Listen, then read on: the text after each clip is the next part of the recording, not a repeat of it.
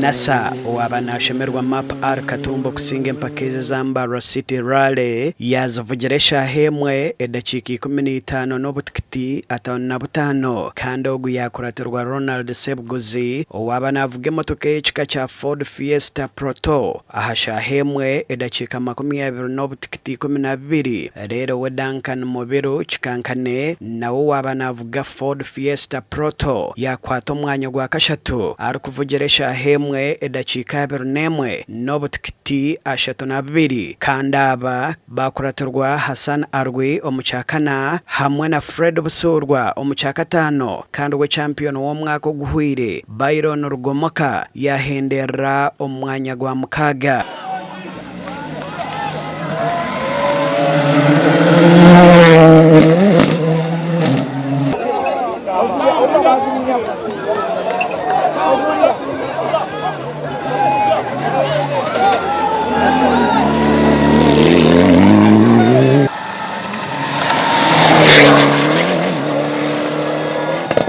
Yasin naso businguzo bwe nobwijeho bwa nyuma yo kutandika kurungizo baryanyemwe bazyo aho avugire stage 3 ezormo no kwaya no kwetorore chayi okubira ha chayi cha boma aho ayorekera umutindo gw'amani ari kushemeza abahagizi obwo ari kuvuga motoka yensya Ford Fiesta R5 eyavugira umurundo gwo kubanza mu Uganda oguhatanagira ngo businguzo bono bweje kumuhwera koraje kore ko umutindo gw'amani mu mpaka eza NRC hamwe na ARC empakezi ezihereze biro 2 zibire zetabirwamo abavugi 28 kandi 16 bonka nibo bazihendera. Yeah, it's been good for us, especially after Nemo came in.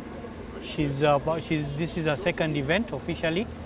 We did Machakos last weekend, so it's been exciting. We've learned a lot this time.